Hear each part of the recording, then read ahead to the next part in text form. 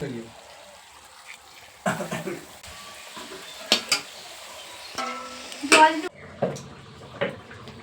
রাধে বন্ধুরা, সবাই কেমন আছো? আশা করি সবাই ভালো আছো। আমি খুব ভালো আছি। দেখো, আজ ভীষণ লুচি খেতে ইচ্ছে করছে। মেয়ে ছেলে বলছিল, ওরাও বলছিল যে একটু লুচি করলে ভালো হতো। আমি বলছিলাম তাহলে ঠিক আছে, আজকে লুচি করা হোক। এদিকে দেখো, আমি লুচি করতে বসেছি।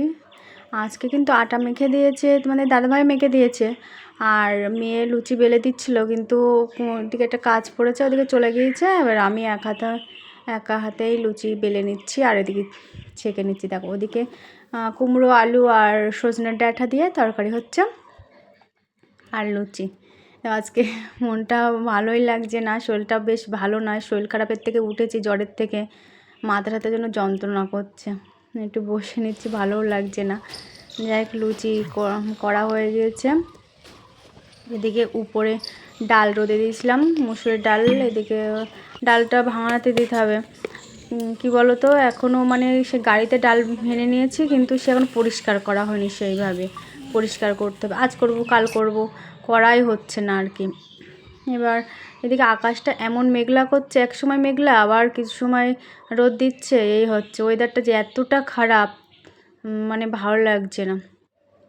ডালগুলো পরিষ্কার করাও হয়নি, মানে চালনি দিয়ে চেলে পরিষ্কার করে নিতে হবে। এদিকে অল্প কটা ডাল মানে চেলে রোদে দিয়েছিলাম, মানে ডালগুলো ভানাতে দিতে হবে বলে। এবার সেগুলো দাদাভাইয়ের কাছে দেবো, ওই জন্য ছাদে চলে এসেছি। কিছুটা কুল রোদে দিয়েছিলাম, সেগুলো তুলে নিলাম।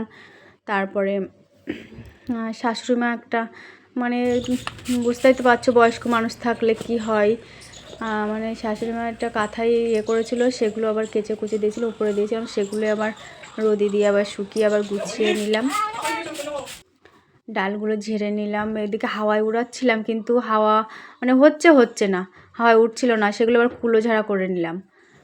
কুলো ঝেড়ে এবার নিচে যাচ্ছে। ওদিকে দাদাভাই ডাকছে যে আমি কিন্তু চলে যাচ্ছি, কাজে চলে যাবে, একেবারে ডালটা দোকানে দিয়ে তাই যাবে। ওই জন্য আমি ডালটা ঝেড়ে নিলাম, ভালো করে ঝেড়ে এবার দিয়ে দেবো। এদিকে জামা কাপড়ও ছিল উপরে, কালকে কিছু কেচে দিয়েছিলাম, আজকেও কিছু কেচেছি, সেগুলো উপরে ছিল। ওই জামা কাপড়গুলো তুলে নিলাম। দেখে এত হাওয়া হচ্ছে, নিচে ছেলের জামা ঠিক নিচে পড়বেই। একটু ভালো করে ঝেড়ে নিলাম। আর এটা মানে আমাদের দাদাভাইয়ের কোটটা কেচে দিয়েছিলাম, একটু ছিঁড়ে গেছে, বলছে এটা সেলাই করে গুছিয়ে রাখবো। বলছি ঠিক আছে, তাই কেচে দিয়েছিলাম। সেটাও আর কি নিয়ে যাচ্ছে, দাদাভাইয়ের কাছে দিয়ে দিলাম ডালটা। ডাল নিয়ে চলে যাচ্ছে। এদিকে ছেলে মানে বিকালে ঘুম থেকে উঠে ওর একটু ঘুরতে যেতেই হবে, না গেলে হবে না। সেটা আর কি, বলছে মা চলো ঘুরতে, চলো ঘুরতে চলো। আমি বলছি চলো। এদিকে কিছু কাঠ মানে সর্ষে মেশিনে ভানা হয়েছিল, তো সেগুলো আর কি মানে ধরিয়ে দেয় না। আমি বলছি কিছুটা বাড়ি নিয়ে রাখবো, তারপরে তুমি এখানে ধরিয়ে দিও, এতটা তো নিয়ে যেতে পারবো না। আর উনুনে রান্না করবো যেহেতু, ওই জন্য বস্তায় ভরে নিচ্ছি। বলছে তাহলে যা লাগবে তুমি বস্তা ভরে রেখো, আর সব কিন্তু আমি ধরিয়ে দেবো, কারণ জমি চষবে, পরে চাষ করবে। ওই জন্য ছেলে আর আমি গেছিলাম, ওইগুলো বস্তা ভরে নিচ্ছিলাম। এদিকে ঘোরাও হলো, এদিকে মানে বস্তা ভরে একটা কাজও হলো। যাই হোক, দেখো আবার দেখা হচ্ছে সন্ধ্যাবেলা। এদিকে দেখো কি কাণ্ড করেছি আমি। এদিকে একটা মানে ডাবরের একটা মধু নিয়ে এসেছিলো, সে মধুটা মানে অল্প, এক ছেলে ভীষণ কাশছিল বলে অল্প একটুক্ষণ মানে অল্প করে খাওয়া হয়েছে, আর সে হাতের থেকে মানে এমনভাবে পড়ে গেছে। আর এখন মানে আগে তো কাঁচা ছিল, এখন তো টাইলস বসেছে, এখন হাতেতে কিছু পড়লেই একদম পুরো ভেঙে চৌচে মানে ফেটে গিয়েছে কাচের বয়নটা। এবার সেটা আমি একটা বাটিতে করে ওই শোকেসের মাথায় রেখেছি। এবার বাটিটা যে অল্প একটু ছিদ্র ছিল সেটাও আমি বুঝতে পারিনি। এবার সে বাটির থেকে আবার মানে বয়নের থেকে বাটিতে পড়েছে, বাটির থেকে আবার মানে নিচে পড়েছে। দেখো, সেই ওই শোকেসের মাথা থেকে নিচে দিয়ে বেয়ে বেয়ে সেই নিচে এসে পড়েছে। এবার আমি বলছি নিচে কি পড়ে আছে জলের মতো, দেখি সেই মধু। সেই আবার শোকেসটা ভালো করে মুছতে হচ্ছে, উপরে সব মধু কতটা পড়ে গেছে। এদিকে ভিতরে একটা লক্ষ্মীর ঘর ছিল, সেটা ছেলে দেখতে পেয়েছে। দেখো, সেটা নিয়ে বলছে মা এতে আমি পয়সা রাখবো বলে আবার বার করে নিচ্ছে। এদিকে শোকেসের ভিতরে ছিল দিদির মেকআপ বক্স, এদিন কিনেছে, সে মেকআপ বক্সটা নিয়ে আবার একটু মাতবাড়ি করবে। দেখো শোকেসের ভিতরেরটা মানে পুরোটাই ভিতরে ঢুকে গেছে, এমনভাবে কবে কবে মানে 2 দিন হয়েছে মাত্র, কবে কবে শোকেসের ভিতরেও দেখো পুরোটাই শোকেসের ভিতরে মানে শোকেসের গা বেয়ে বেয়ে পুরো মানে শোকেসের ভিতরেও মানে চলে গেছে, সেটা আমি আর কি পরিষ্কার করছিলাম। আর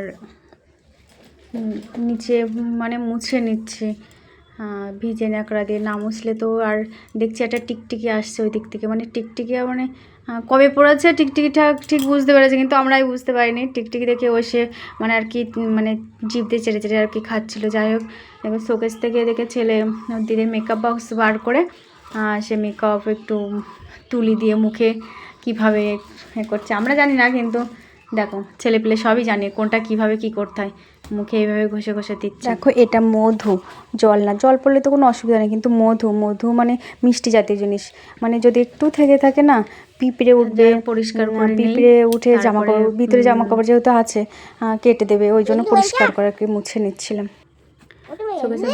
আমি আবার মেকআপ বক্সটা তুলে রাখলাম, নাহলে ও দিদি এসে দেখলে আবার ভীষণ বকাবকি করবে। যাই হোক সন্ধ্যাবেলা চলে এসছে।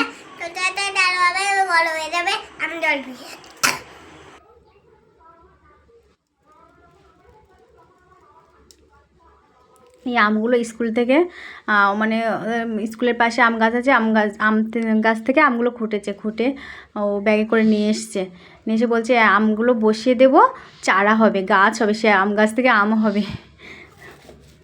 এটা আর কি তাই বলছিলাম।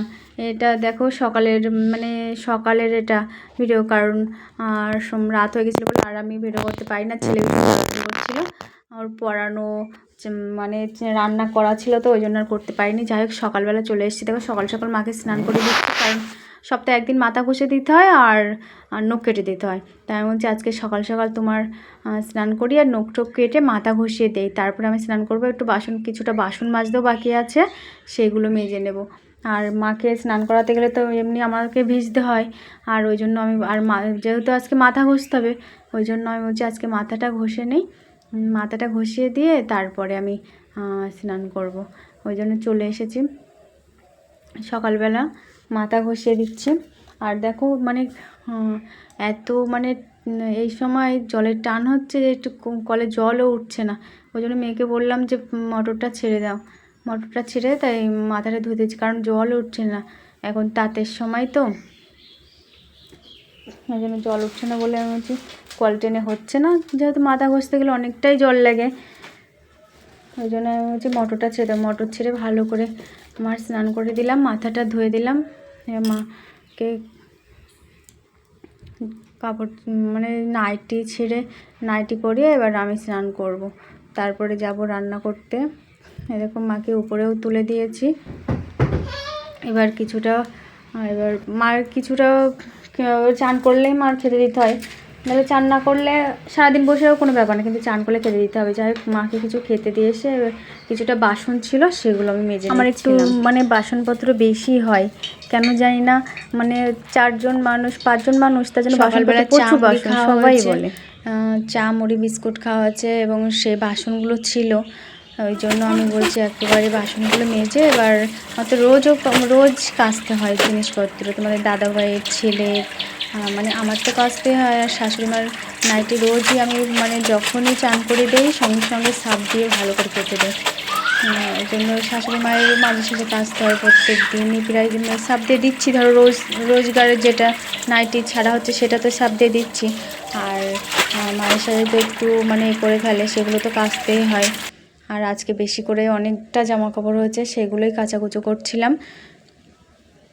কি বলতো আমাদের মোটর না ভীষণ জল পড়ে, মানে অনেকের মোটরে না সেইভাবে জল উঠতে চায় না, কিন্তু আমাদের মোটর ভীষণ জল পড়ে। দেখো মানে কলঘর ভর্তি হয়ে গেছে, আর আমাদের মানে ছোটো পাইপ তো জল সেভাবে যেতেও চায় না, এই জন্য মানে মোটর ছেড়ে কেচে নিয়েছিলাম। আর এখন না এই তাঁতের সময় না সেইভাবে জলই উঠতে চায় না, কল চেপে চেপে কাচাকুচোও মানে ভীষণ অসম্ভব হয়ে যায়।